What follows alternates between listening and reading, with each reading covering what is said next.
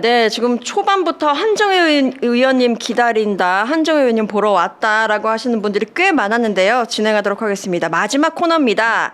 다시 시작, 우리의 4기. 라는 코너인데요. 우리가 꿈꾸는 민주정부 4기의 모습은 어떤 모습일까 함께 이야기 나눠보도록 하겠습니다. 오늘은요, 골목골목 선거대책위원회 수석 부위원장이시고 직장인 월급방위대 위원장이십니다. 제가 지금 이거 너무 궁금해요. 한정혜 국회의원님 모셨습니다. 안녕하세요. 안녕하세요. 반갑습니다. 아우, 오래 기다리셨습니다. 근데 좋았습니다. 괜찮으셨어요? 예, 선배님들을 좀 만날 수 있어서. 네. 오래된 우리 당의 선배님들께서 새로운 민주정부를 또 준비하는 모임을 이렇게 하시더라고요. 네. 그래서 밖에서 화이팅 막 이런 소리가 들리더라고요. 네, 그러니까 역사와 전통을 자랑하는 네. 대한민국의 민주를 지켜왔던 민주당의 뿌리이자 허리이신 분들까지 네. 결합한 그런 아우, 느낌이 있어서 굉장히 좋았습니다. 다행입니다. 대기 시간을 이렇게 알차게 보내셔가지고요. 알차게. 네, MTV 첫 출연이시라고 들었습니다. 네, 먼저 첫 출연. 카메라 보시면서 한번 인사 부탁드릴게요. 네, 안녕하세요. 이제부터 진짜 대한민국, 지금은 이재명 골목골목 선대위의 수석부위원장 맡고 있고요. 군대는 다녀오지 않았지만 대장을 맡고 있습니다. 직장인 월급 방위대 대장을 맡고 있는 한정혜입니다. 지역은 강서구 병이에요. 네, 은근히 약간 귀여우신 면도 있는 것 같아요. 저는 항상 카리스마, 그 심우정 총장의 그 딸 특혜 채용 문제를 말씀하셨을 때 조곤조곤 패는 네. 모습이 전 굉장히 좀 카리스마했다고 생각했는데 네. 지금 약간 어떻게 평소 성격이 어떠세요? 평소 성격은 그냥 털털한 편이거든요. 네. 털털하시고. 그래서, 네. 조근조근하지는 않은 것 같고. 그러시구나. 네. 그래서 그냥 털털하고 뭐 잘 어울리고 비슷하다 생각하시면 비슷하다. 우리는 비슷하다. 네, 우리 정혜 언니와 함께하는 방송 잘 보고 있습니다. 감사합니다. 네. 제가 좀 이렇게 선을 넘었습니다. 언니라니요. 네. 공식 선거운동 첫날인 어제 이제 청계광장에서 이재명 후보의 출정식이 있었습니다. 본격적인 선거운동이 시작됐는데 오늘 선거운동복도 이렇게 입고 네. 나오셨어요. 의원님도 현장 유세 시작하셨잖아요. 그렇죠. 어떠세요? 진짜 현장에서 이 국민들을 만나시면. 어제는 저희가 민주당의 험지라고 할 수 있는 네. 대구 군위군 그리고 경북 의성 상주 문경 네. 여기가 이제 20대 대통령 선거에서 10%대 어렵다. 그러니까 전국에서 제일 낮은 득표율을 기록한 곳입니다. 그래서 거기부터 찾아뵀었거든요. 네. 그런데 이제 현장에서 저희와 만났었던 분들 민주당을 좀 오랫동안 지지해왔던 분들 얘기는 민심이 좀 바뀌고 있다. 지난번하고는 좀 다르다. 이런 얘기하시고 저희가 만나는 사람들도 이제 경상도 사투리 구수하게 하시면서 노인 회장님 뭐 이런 분들이 그래 이번에는 이재명이 아이가 이재명이 됐다 뭐 이렇게 말씀을 하시더라고요. 그래서 전하고는 굉장히 다릅니다라고 하는 얘기를 좀 해주셔서 조금 좋았습니다. 그러니까요. 이번에 그 TK 지역에서 득표율이 어느 정도 나올 것인가, 과거와 비교를 했을 때 그래도 역대 최고를 찍어야 되지 않겠는가라는 기대감 그리고 바람들이 있는데 잘 그래서 지금 골목골목을 돌고 있습니다. 네. 뭐 군이 이렇게 갔더니 현역 의원이 민주당 의원이 온 게 처음이다 이렇게 말씀해 주시더라고요. 그래요? 예. 우리가 이제 대구 경북 지역엔 현역 의원이 좀 없기도 하죠. 그러니까 매번 선거가 있긴 하지만 사실 다 이렇게 막 이렇게 어떻게 보면 방문을 하고 가서 인사를 드리고 하는 것이 굉장히 쉽지 않아서 대개는 조금 큰 지역을 몇 군데를 들렀다가 오고 이렇게 뭐 이렇게 통합적인 출범이나 또는 유세 이렇게 하는 방식이었는데 저희 이제 골목골목 선대위는 그렇게 하지 아니하고 진짜 정말로 한 번도 안 갔던데 여기까지 왔나 이런 이런 얘기 하는 느낌인데요. 침투조의 느낌으로 네네네. 했는데 실제 그렇게 받아들여 주시더라고요. 어머, 지금 영상이 나옵니다. 추미애 장군님과 함께 엉덩이를 실룩실룩 함께 춤추는 모습이 지금 잠깐 나왔었어요. 보셨습니까? 계속해서 반복해서 보여주시면 감사하겠습니다. 이건 봐야 됩니다. 내 눈에 담아놔야 돼요. 아니요. 어머 스텝 밟으시고. 언제 이런 모습 보겠습니까, 진짜. 저거를 제가 이제 엄지척 노래 거기에 보면 이제 그래서 1번 이재명 같이 해요. 좋아요. 네. 요 언제 봐도 다정다감해 뭐 1번 이재명 헤이! 뽑아주세요. 헤이! 이재명 이렇게 하는 건데 그냥 하면 재미가 없어서 네네. 약간 골반을 움직이면서 평소에도 좀 흔들어 보신 것 같아요. 바로 자연스럽게 이렇게 움직이면서 하는데 나오는데 전안 되는데? 좀 기가 막혀 하시면서 좋아해 주시더라고요. 아니 그래서. 근데 저는 진짜 요즘에 어제 오늘에서 인터넷으로 밈이 네네. 굉장히 많이 나오더라고요. 의원님도 비롯해서 뭐 김병주 의원님, 뭐 박선원 의원님 해서 아 지금 다 같이 춤추고 있다. 몸을 불태우고 있습니다. 신나는 축제 현장으로 만들어야죠, 사실. 네, 그런 것도 필요하죠. 왜냐하면 네네. 이번 선거는 정말 지금까지와는 다른 선거여야 하고 맞아요. 그 결과로 만들어지는 대한민국, 진짜 대한민국은 진짜 지금과는 다른 대한민국이어야 맞습니다. 하기 때문이기도 네, 하고. 그렇습니다. 무너진 헌정 질서를 바로 세우는 굉장히 거대한 담론을 갖고 있지만 그래도 우리가 그것을 이룰 수 있는 것이 선거이고 투표이기 때문에 굉장히 긍정적인 마음으로 이 순간을 즐겼으면 하는 바람이 있습니다. 6.3 대선의 의미를 뭐 거시적으로나마 한번 짚어주신다면요. 지금 짚어주셨지만 조금 더 한번 뭐 의미를 한번 되새겨 주실까요? 글쎄요, 그 사실 대한민국 지난해 12월 3일을 생각해 보면 네. 그 한밤중에 국민들이 대한민국을 지켜야 된다라는 생각으로 국회로 뛰쳐나와 주셨어요. 그래서 맨몸으로 시민들이 계엄군을 막아주시기도 맞습니다. 했고 어찌 보면 그 위대한 대한민국의 국민이 대한민국을 구한 거죠. 그러면 이제 이번 선거는 그 위대한 국민들에게 진짜 제대로 된 대한민국으로 돌려드려야 하는 맞습니다. 그런 책임을 가진 저는 선거라고 보고요. 내란으로부터 시작되긴 했습니다만 한 4, 5개월 되는 과정에서 우리가 흔히 말하는 대한민국의 기득권의 카르텔이라고 하는 것의 민낯을 네. 아주 환하게 다 보았습니다. 아니 네. 이 정도였나? 예, 그렇죠. 싶은 생각이 예. 들더라고요. 사실 그때 대한민국을 구해야 된다, 이것은 안 된다라고 해서 뛰쳐나왔던 분들은 일상의 하루, 평온한 하루, 하루하루를 살아내는 소시민들이었어요. 네. 그리고 우리는 이렇게 열심히 살고 있으면 뭔가 대한민국을 꾸려가고 있는 사람들은 잘 하고 있을 거야. 공정한 사회를 만들기 위해서, 공평한 대한민국을 만들기 위해서 정말 제 역할을 하고 있을 거야라고 생각했는데 이번에 그냥 자기들의 본 모습을 그대로 다 드러냈죠. 그래서 그분들이 원하는 것, 우리가 돌려드려야 하는 진짜 대한민국은 소시민들이 하루하루를 평화롭게 지낼 수 있게 하되 다만 그분들에게 정말로 위대한 국민의 수준에 맞는 진짜 대한민국을 네. 만들어드려야 한다. 그런 의미에서 보면 해야 할 일도 많고 네.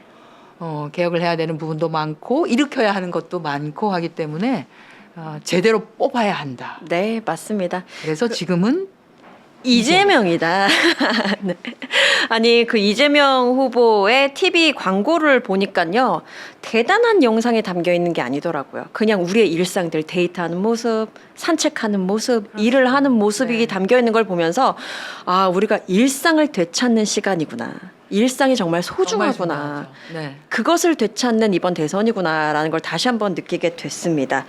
이번에 민주당이 대선을 앞두고 내세운 이번 선거의 핵심 키워드를 보니까 경청과 현장이더라고요. 네. 이게 의미하는 바가 무엇일까요? 그냥 잘 듣는다 이 정도밖에 저 잘 모르겠는데. 듣는 것은 누구나가 다 할 수 있는 일이긴 한데 네. 우리가 그동안 듣지 않았던 곳에서도 들어야 한다. 맞습니다. 그러니까 늘 우리 주변에서 목소리를 내고 있는 사람들이 있고 그게 아니라 그런 기회조차 갖지 못해서 맞아요. 나의 소리는 한 번도 전해지지 않았어요 라고 하는 그분들이 바로 골목골목에 계시는 거예요. 그래서 딱입니다. 저희가 네네. 한 번도 찾아가지 않았던 곳, 우리는 늘 소외된 거야. 우리 목소리는 아무도 들어주는 사람이 없어 라고 하는 것을 가서 들어야 한다. 그곳에서부터 뭔가 변화가 만들어져야지만이 정말 진짜 대한민국이 시작되는 거다. 이런 네. 마음가짐으로 저희가 그렇게 네 그렇습니다. 지금 그렇게. 사진이 나오고 있네요. 정청래 의원은 눈을 감으셨네요. 그러게요. 아주 캡처에 미남 없다라는 이야기가 있는데 그래도 미남이시라고요. 예. 지금 얼굴이- 수첩도 들고 계셨어요. 네, 저 얼굴이 수첩- 짱 큰 사람이신데 저기 수첩이 보면 귀가 그려져 있습니다. 아, 그래요? 알겠습니다라고 잘 하는. 듣겠다. 네. 저게 정말 좀 많이 필기도 하시고 하시나요? 어제 저희가 한 대여섯 장 썼습니다 벌써. 아, 그러시구나. 네. 사실 뭐 이재명 후보 같은 경우에도 보면 항상 옆에 노트가 있잖아요. 그렇습니다. 네. 누가 이렇게 후보님 이라고 하면 네 이렇게 돌아서서는 바로 안주머니에서 저기 펜이 나오죠. 사실 경기도 때부터 도청 시절 때부터 도지사 때부터 그러셨던 것 같습니다. 항상 옆에 필기를 했고 네. 기자회견 때도 간담회 때도 무언가를 질문을 던졌을 때 항상 다 필기를 꼼꼼히 하셔서 네. 놓치거나 이런 일이 없게 사실 정치인으로서 또 지도자로서 그건 당연한 모습이긴 한데 저희가 그 몇 년 동안 최근 몇 년 동안 네. 그런 모습 보기 어려웠었잖아요. 어려웠었죠. 다시 정상으로 되돌아가는 그 모습이 저는 생경한 거예요. 그러니까요. 지금까지 뭐 대충 하고 우리 소주 한 잔 뭐 이런 모습 그만하지? 네. 막 이런 걸 봤다가 다시금 정상이 얼마나 소중한지를 또 한 번 한번 느끼게 됐죠. 깨닫게 됩니다. 그리고 저는 그 우리 후보님이 경청을 하실 때 꼭 약간 되물으시면서 그러면 뭘 어떻게 구체적으로 했으면 좋겠어요라는 발언을 하시는 경우가 많으세요. 이건 근데 아마 예전 거를 한번 그 경기도지사 시절을 보신 분들은 아실 텐데 그때 계곡에 천막들 제거하고 예, 할 예. 때 그때도 그 마을 주민들을 다 만나가지고 했을 때 주민들이 막 소리를 지르고 이렇게 하지만 꼭 그런 얘기를 하셨거든요. 구체적으로 그러면 여러분들이 자영업을 제대로 할 수 있고 우리 도에서 뭔가 지원을 할 수 있는 것 중에 구체적으로 뭘 해줬으면 좋겠습니까? 좀 말이 안 되는 사실 관광특구 만들어달라. 이건 사실 말이 안 되는 건 여러분도 잘 알잖아요. 그런 거 말고 현실적으로 할 수 있는 거 이런 것들을 좀 요구를 하세요. 예를 들어서 주차장이 없다 또는 길을 좀 넓혔으면 좋겠다. 이런 것들 우리가 도에서 예산 좀 지원해서 할 수 있다라고 하면 그런 건 가능한 거니까. 그게 바로 소통이죠. 소통. 예. 그런 말씀을 하시거든요. 그래서 이번 저희가 그 경청 투어를 하면서도 그렇습니다만 그 이재명이라는 사람에 대한 대통령 후보에 대한 진면목을 여러분들이 오히려 이 선거 기간을 통해서 좀 많이 알아보는 기간이었으면 좋겠다. 네. 이런 생각도 듭니다. 뭐 과거의 영상들을 쭉 이렇게 보시는 분들은 뭐 다 아실 테지만 사실 입틀막이라는 건 존재하지 않았거든요. 맞습니다. 어딜 가서도 현장에서 소리를 지르건 삿대질을 하든 일단은 한번 들어보자. 지금 무언가 지금 가슴속에 품은 한이 있으니 일단 한번 듣고 내가 거기서 접점을 찾아보자라는 네. 기본적인 자세가 있으셨기 때문에 그것이 바로 여기에 이렇게 투영된 것이 아닌가라는 그렇습니다. 생각도 그리고 그런 해봅니다. 것들을 뭐 조금 이제 거칠 수도 있고 한 사람들과의 대화도 전혀 거부하시거나 이러지를 않으세요. 맞아요. 예. 그래서 약간 주변 사람들은 약간 걱정이 되기도 하죠. 주변에서 오히려 그죠? 이러면 괜찮아요. 얘기하게 그냥 두세요. 라고 네, 맞습니다. 했습니다. 옆에 사람만 두근두근하게 되긴 하는데 그래도 그게 뭐 정치인으로서의 바른 모습이기 때문에 그렇습니다. 네. 잘 해야죠 뭐. 지금 또 하나를 더 말씀을 나누려고 하는데 사실 이재명 후보하면 항상 바보야 문제는 경제야라고 말씀을 네. 하시잖아요. 그런과 그 결을 같이 하는 봤을 때 먹사니즘, 잘사니즘 네. 하겠는데 잘사니즘 위원회 산하 직장인 월급 방위대 위원장을 맡고 계시는 한정혜 그렇습니다. 의원님이십니다. 네. 여기서 어떤 일을 하는지 너무 궁금해요. 어떻게 월급 방어하지? 직장인 월급 방위대 딱 이름을 들으면 지구를 지키는 독수리 오영제가 있었고요. 네. 그게 지구 방위대였고 저희는 유리지갑이라고 하죠. 직장인의 월급 통장은 들어온지 모르게 바로바로 빠져나가고 네, 너무나 투명해서 맞아요.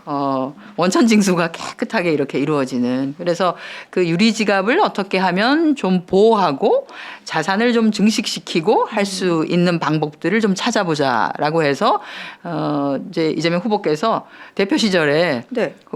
대표 직속 위원회로 직장인 월급 방위대를 만들었습니다. 그래서 제가 군대는 다녀오지 않았지만 네, 대장 맡았죠. 맡아서 저도 하고 군대는 있는데 다녀오지 않았지만 장군을 맡고 있거든요. 네, 우리는 형제. 죄송합니다. 일을 네. 일으켜 죄송합니다. 네, 그런데 그럼 어떻게 지킬 수 있느냐가 관건인 것 같아요. 네. 뭐 법안도 예, 발의하시고 하셨지만 법안도 저희가 이제 직장인 월급방위대에 소속된 의원님들이 좀 많으세요. 네. 특히 흔히 말하는 우리가 이제 월급쟁이 출신들 의원님들로 좀 구성이 되어 있습니다. 네, 그래서 좋아요. 네. 예, 그래서 이 문제가 이제 대두된 게 사실 지난 3년 동안 흔히 말하는 부자 감세만 이루어지고 상대적으로 부자 감세는 이루어지고 소득세는 하나도 조정이 좀 되지 않고 이러다 보니까 이 뭐 전체 국세의 비중에서 소득세가 차지하는 비율이 굉장히 가파르게 증가했습니다. 아, 네. 2008년에 소득세가 차지하는 게 한 15조 6천억 정도였는데 네. 이게 2023년 정도 되니까 거의 60조 정도가 됐거든요. 그러니까 뭐 한 세배 세 배. 네, 3배 이상 네, 이렇게 네, 네. 차지한 거죠. 네, 근데 그 사이에 그러면 소득은 어느 정도 올랐냐라고 보면 가슴 아픕니다. 9배가 안 되는 정도예요. 그러니까 결국은 가처분 소득이 줄어드는 상황이 발생하는 거죠. 그래서 이런 가처분 소득이 줄어드는 것이 현실이기 때문에 가처분 소득을 늘려주기 위한 방법들이 뭐가 있겠냐. 그렇게 해서 저희가 소득세의 구조들을 좀 보기 시작했습니다. 네. 그래서 조금 세제 혜택을 줄 수 있는 것들이 무엇이 있나 이런 걸 봤더니 예를 들어서 똑같은 급여를 받아도 자녀가 많이 있거나 하면 훨씬 써야 되는 돈이 많잖아요. 그럼요. 몇 배죠. 예, 예. 이런 것에 대한 세액 공제 부분들은 조금 더 확대를 해야 된다. 그다음에 지금 사실은 점심값이 너무 많이 올랐거든요. 맞아요. 진짜. 네, 식대도 많이 오르고 15,000원 했는데 갖다가 한 끼 해결하기 어렵습니다. 예, 저희가 요즘에는. 이제 그 식대를 비과세로 한 것이 22년에 저희가 그동안 10만 원이었던 것을 20만 원까지로 비과세 비용을 네. 좀 올리긴 했습니다. 근데 한 달에 20일 월화수목금 이렇게 해서 20일 근무한다고 치면은 뭐 10,000원 예전에는 10,000원이면 됐다고 생각했는데 지금은 10,000원 가지고 사실 점심을 먹기가 어려운 상황이어서 요거 조금 더 올렸으면 좋겠다 이런 바람이 있어서 요 직장인 식대도 좀 현실화하는 것, 비과세도 현실화하자라고 네. 하는 것. 그다음에 이제 아이들 많은 경우에 되게 유치원까지는 뭐 무슨 어학을 배우러 다니거나 예체능 하거나 하게 되면 이게 세액 공제가 돼요. 교육비 세액 공제가 되는데 유치원을 졸업하고 초등학교만 들어가면 공제가 안 되는 거예요. 근데 사실은 그 뭐 이렇게 부부가 다 일을 하는 맞벌이 부부인 경우가 많아서 아이들을 어쩔 수 없이 초등학교가 끝이 나도 어딘가 예체능 학원이나 이런 데 보내야 되는 네. 경우가 많은데 이 비용이 사실 걷잡을 수 없이 많은 경우가 많아서 이것에 대한 세액 공제도 좀 해야 되겠다. 뭐 이런 것들이 있고요. 그래서 이런 뭐 어찌 보면 직장인들을 위한 좀 작은 부분에 대해서도 좀 검토를 하는 것이고 좀 크게는 퇴직연금. 퇴직연금이요. 퇴직연금. 네. 지금 우리가 국민연금 가지고 나중에 제대를 하고 난 뒤에 네. 졸업을 하고 나면은 은퇴하고 난 뒤에 제대로 된 노후 소득이 되냐 하면 어렵지 않습니까? 못 믿는 분들도 43% 굉장히 많아요. 밖에 안 예, 되니까. 예. 그래서 대개 해외의 경우에도 퇴직연금과 국민연금이 합쳐져서 네. 한 70% 이상, 80%가 되는 경우가 많아요. 그런데 지금 우리 퇴직연금은 기금화가 되어 있지 아니하고 개인이 거의 만약에 이제 운영을 한다라고 하면 개인이 운영을 해야 되는 상황이기 네, 그렇죠. 때문에 손해 보는 경우가 많아서 연간 수익률로 보면은 2%를 벗어나지 않습니다. 그런데 이제 국민연금 같은 경우에 수익률을 보시면 연평균 거의 5%, 6%가 되거든요. 그게 이제 기금으로 운영되기 때문에 그런 게 있습니다. 그래서 이것도 기금의 방식으로 운영해서 퇴직연금도 내가 나중에 퇴직을 하고 나면은 이게 연금으로서 제대로 기능을 할 수 있도록 좀 잘 운영이 되도록 하자라고 해서 그러니까요. 요것도 좀 기금화를 하자. 요건 이제 직장인들의 자산을 좀 있는 동안에 불려주자라고 하는 거고요.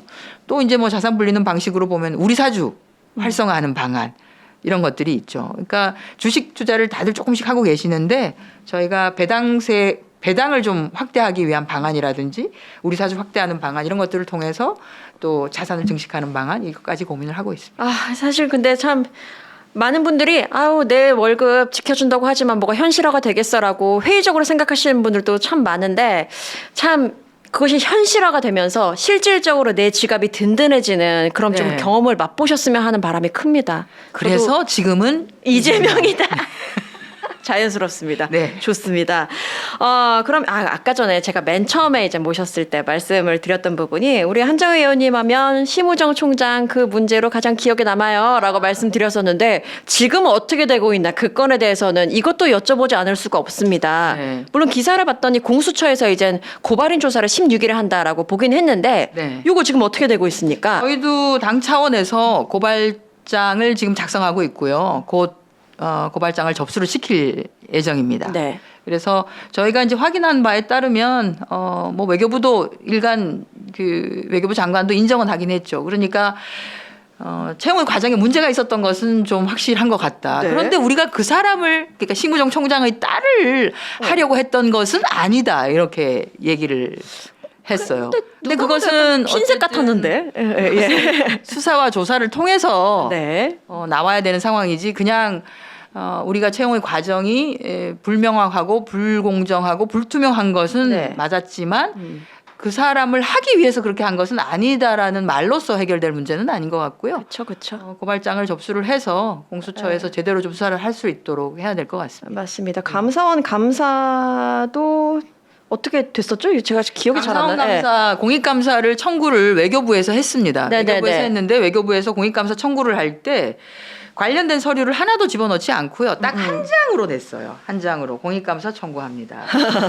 장난치는 거야? 그래서 감사원에서 이렇게 공익감사를 청구하시면 곤란합니다라고 해서 관련되는 자료를 제출을 하라고 해서 아마 그것도 진행되긴 할 겁니다. 그런데 제가 이제 그 당시에는 지금 솔직히 말씀드리면 감사원을 좀 믿기가 어려워서요. 네네네. 네, 그래서 과연 감사원이 제대로 감사할 수 있겠냐라고 싶어서 감사원은 뭐 알아서 감사를 하더라도 반드시 이거는 수사기관에서 수사를 할 필요가 있다. 고위공직자가 관련이 되어 있고 네. 심우정 검찰총장 현직 검찰총장이 관련되어 있는 상황이기 때문에 이것은 공수처가 할 수밖에 없고 맞습니다. 예, 네. 본인이 그 과정에서 어떤 방식이든지 관여가 되었다면 이것은 뭐 큰 사건이기 때문에 그래서 저는 뭐 관련자들 다 조사를 해야 된다고 보고요. 저희가 그렇게 따지니까 관련자들이 최소 저희가 지명을 한 것은 한 9명 정도가 되는 것 같습니다. 네. 외교부 장관, 검찰총장, 국립외교원장 그리고 이제 관련되어 있는 직접적인 책임이 있는 사람들이 있고 사실 간접적으로 그 관련되어서 그 채용의 과정에서 이렇게 저렇게 연관된 사람들은 훨씬 많을 거기 때문에 그렇겠죠. 그것은 이제 어쨌든 일단 굵직한 분들 9명을 예, 꼽으셨군요. 그렇습니다. 네. 공수처에서 수사와 조사를 하면서 밝혀질 상황이다. 네. 공수처 대상으로 일단 하실 분들. 네. 왜 이 질문을 드릴 수밖에 없었던 이유가 이게 취업 젊은이들한테 얼마나 민감한 문제예요. 너무 예민한 민감하죠. 문제예요. 예. 지금 저희가 지난 4월 현재로 봤더니 이래저래 해서 일자리를 갖지 못하고 현재 쉬고 있거나 취업 준비를 하고 있거나 하고 있는 분들이 한 120만 명 정도 돼요. 청년이. 네. 그리고 일자리를 구했다고 하더라도 4명 중에 1명은 단시간 일자리예요. 청년 중에서. 그러니까 그 사람들이 보면 그 120만 명과 4명 중에 1명에 되는 그 단시간 일자리를 허덕거릴 수밖에 없는 그 위치에 있는 사람들이 보면 도대체 누구에게는 저렇게 꽃길만 네. 꽃을 뿌려주면서까지 이렇게 자리를 만들어 주려고 하는 것 같고 우리에게는 왜 그런 기회는 주어지지 않는 건가 이런 생각을 하지 않겠습니까? 그래서 이 문제만큼은 정말 투명하게 깨끗하게 저는 밝혀져야 된다.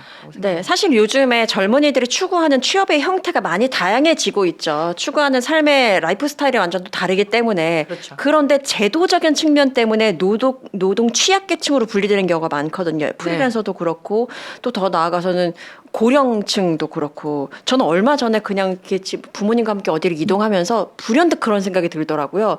누구라고는 이야기하지 않겠지만 누가 만약에 대통령이 되면 굉장히 극단적으로 소외가 될 수도 있겠다. 노령층이 이런 생각이 들면서 정말 나이가 들면 들수록 오히려 돈이 더 필요한 상황이고 연금만으로 해결되지 못할 상황도 올 수 있는데 그렇다면 취업의 어떤 활동이 나이 들어서도 계속 지속되어야 되는데 이것이 어렵다면 정말 길바닥에 나는 상황도 발생하겠는데라는 생각에 약간 겁도 나더라고요.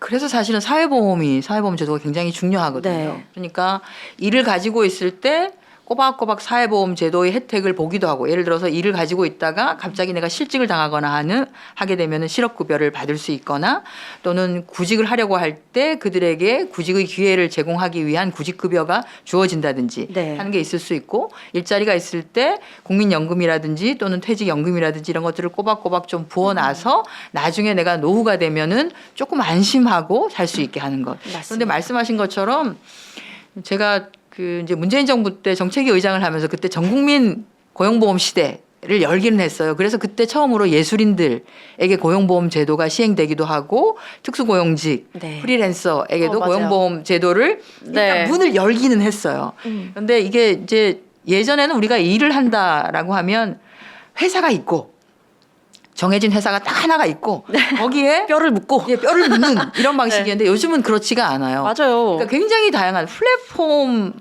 통해서 내가 일자리를 구하고 플랫폼을 통해서 일을 구하기 때문에 내가 현재도 일을 하지만 한 군데에 소속돼 있는 것이 아니라 여러 군데에 소속돼 있는 경우도 네네네. 많고 그래서 일의 형태가 굉장히 다양해지기 때문에 이렇게 다양해진 일의 형태 그러니까 노무를 제공하긴 하는데 다양한 방식으로 제공하는 것에 대한 사회보험 제도가 확대되고 이분들을 다 포괄할 수 있는 제도로 바뀌어야지만이 맞습니다. 이분들이 안전하게 안심하고 네. 일을 할 수 있고 나중에 은퇴를 해도 역시 어떤 제도적 보장을 또 받을 수 있는 것이죠. 그래서 이런 방식으로 포괄할 수 있도록 제도를 만드는 것이 굉장히 중요하고요. 네.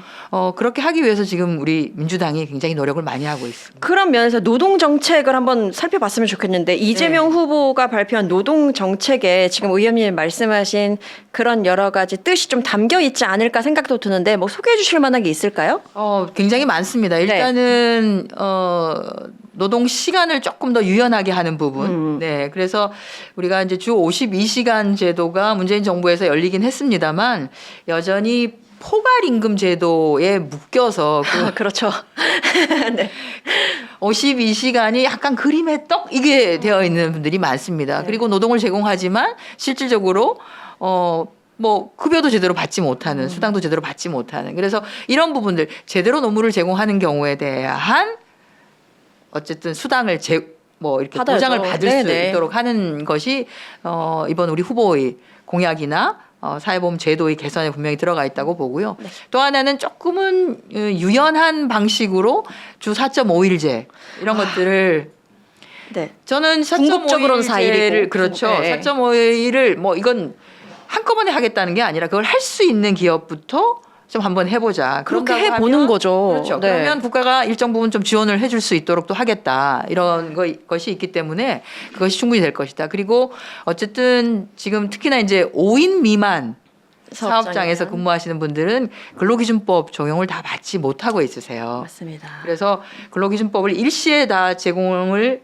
하는 것은 쉽지 않겠지만 그 중에 예를 들어서 비용과 관련된 뭐 수당이라든지 휴가 관련된 것부터라도 하나하나 반영을 한다라고 하면 작은 기업에 근무한다고 하더라도 5인 미만의 사업장에 근무한다고 하더라도 일정 부분 근로기준법의 적용을 받게 되는 부분이 나올 것이다라고 하는 생각. 지금 스마일 07님께서 행복한 노동자로 살고 싶어요라고 하셨습니다. 그래요? 네. 그러니까요. 우리 국민들이 사실 대단한 내가 갑부가 되길 원하는 게 아니거든요. 그냥 내가 하는 일을 행복하게 하면서 정당한 대가를 받고 그렇습니다. 소소하게나마 내 삶을 영위할 수 있는 네. 그런 작은 것을 원하는데 그 작은 것을 참 이루기가 너무나도 어렵다.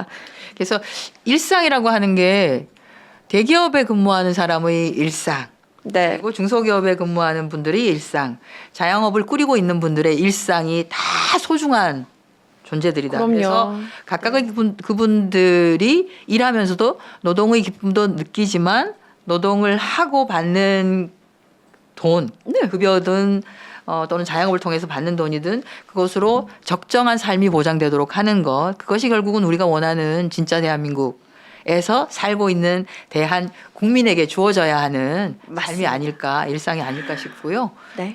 지금은 이재명이다. 네, 좀 그 시간이 많이 됐는데 그래도 이거 여쭤보고 가야 됩니다. 이번 6.3 대선에 있어서 승리 전략, 필승 승리 전략은 어떤 것에 있다라고 보세요? 낮은 자세, 낮은 자세. 낮은 자세와 경청. 왜 이 말씀을 드리냐면 저희는 이제 특히나 우리 당의 당원님들, 지지자분들이 이렇게 해줬으면 좋겠어요. 왜 저쪽에서 우리를 지지하지 않거나 중도층에서도 약간 오른쪽에서 지지를 할까 말까 생각하시는 분들이 너무 오만해진 것 같아. 벌써 당선된 것처럼 하는 것 같아.라는 얘기가 나오는 순간 그분들은 이재명에 표를 안 줄 가능성이 큽니다. 그래서 예민한 이재명을 부분이에요, 그렇습니다. 진짜. 그래서 네. 이재명이 꼭 정말로 대한민국을 이끌어주기를 바라신다면 우리 지지자 특히나 당원분들은 정말 낮은 자세로 한 분 한 분에게 네. 예 내가 이재명이다라고 하는 심정으로 그 절실함으로 말해주시고 끌어주시면 좋지 않겠나. 맞습니다. 그래서 저희가 요즘 전화 통화 많이 하거든요. 네. 지지해달라고 하는 전화를 많이 하는데 당원분들도 그거 좀 해주시면 어떨까 하는 생각을 해요. 본인이 아시는 분들에게 하루에 한 10명씩 정도만 네. 통화해서 그거 되게 큰 힘이에요. 네, 큰 진짜. 힘이에요. 네. 그래서 제가 왜 이 말씀을 드리냐면 2023년 시간이 별로 없으실 텐데 아니요, 괜찮아요. 말씀하세요. 네. 2023년에 저희가 이제 강서구청장 보궐선거 전국에서 하나뿐인 보궐선거 했었죠. 그때 거의 전국 선거처럼 했는데요. 전국에 계신 우리 당을 지지하는 분들이 강서구의 지인들한테 전화를 하셨어요. 그래서 강서구에 계신 분들이 저한테 무슨 말씀 해주셨냐면 내가 사실 투표할 생각이 별로 없었고 그랬는데 울산에서 전화가 오고 어디에서 전화가 오고 해서 내가 찍었다 이런 말씀을 해주시더라고요. 근데 그 간절한 마음으로 저희도 전화를 합니다만 통화해 주시고 네. 그리고 꼭 해주셔야 됩니다. 압도적으로 지지를 해주시고 이재명을 당선시키셔야 정말로 우리가 원하는 대한민국으로 나아갈 수 있습니다. 지금 서 있는 게 아니라 뒤로 무슨 저희가 윷놀이도 아닌데 백도를 지금 안 한 돼요. 상황처럼 지금 되어 있거든요. 네네. 그래서 이게 그것이 아니라 정말 큰 걸음으로 가되 같이 손잡고 가는 대한민국으로 가기 위해서 그렇게 함께 낮은 자세로 경청하고 겸손한 자세로 해주시면 좋겠다. 네. 지금 낮은 자세로 경청해야 된다라고 한 3번 말씀해 주셨는데 마지막 보여드릴 사진 하나가 있는데 오늘의 한 컷이라고 좀 꼽아봤는데요. 낮은 자세로 지금 낮은 자세 말씀드렸는데 일단 재밌으니까 보여드려요. 네. 저런 게 있었다 그러더라고요. 가려져가지고 기둥에 정정당당히 징징당당으로 징징딩딩 이렇게 보이더라고요. 징징딩딩으로 잠깐 보이네요. 아유 참 그렇습니다. 사실 그냥 나라 전체를 생각하면요 인류적인 차원에서 보면 보수도 잘 이렇게 굴러가야 되잖아요. 그렇죠. 굴러가고 정정당당하게 사람이 뽑혀가지고 정정당당하게 대결도 하고 해야 되는데 지금 이 대선판이 생성된 그 원인부터 해가지고 지금의 돌아가는 환경을 보면 이게 좀 정상적인가 싶기도 하고 그래서 참 마음이 아픈 것 마음은 같아요. 아픈데 네. 저는 이게 시간이 좀 가게 되면 결국은 또 국힘을 지지하는 분들은 그렇게 결집될 가능성이 있습니다. 그렇죠, 그렇죠. 그래서 네. 위기감을 좀 가지고 절실함을 가지고 네. 대선에 임했으면 좋겠다. 낮은 자세로 하되 긴장을 늦추지 않는 모습. 모습. 않고 절실함과. 네, 알겠습니다. 21일입니다. 네. D-21일 오늘이. 21일. 최선을 다해서 하루하루 열심히 마지막 보여드릴 또 자막이 있습니다. 뾰로롱 아닌가요? 자막 아닌가요? 보여드릴 거 있습니다. 중요합니다. 뾰로롱 나가고 있습니다. 제가 입으로까지는 말씀하지 않겠습니다. 하지만 뾰로롱 제 밑으로 흐르고 있습니다. 여러분이 꼭 보셔야 하는 거. 네, 이렇게 말씀드렸습니다. 마지막 인사 카메라 보시면서 하고 이렇게 인사를 드릴까요? 시청자 여러분께. 네, 지난 12월 3일 우리가 생각하고 싶지 않았던 12월 3일이지만 12월 3일이 있었기에 어찌 보면 새롭게 시작할 수 있는 기반도 마련된 것 같습니다. 12월 3일과는 다른 6월 3일 만들기 위해서 더불어민주당이 최선을 다해서 낮은 자세로 절실하게 열심히 하겠습니다. 함께 해주시길 바랍니다. 이제는 이재명. 지금은 이재명. 네. 이제부터 진짜 대한민국. 그렇습니다. 다시 시작하는 대한민국 다시대였습니다. 오늘은 골목골목 선거대책위원회 수석 부위원장이시자 직장인 월급항의대 위원장이신 한정희 국회의원님과 함께 했고요. 저는 다음 주 화요일에 다시 찾아뵙는 걸로 하겠습니다. 인사드리겠습니다. 감사합니다. 고맙습니다.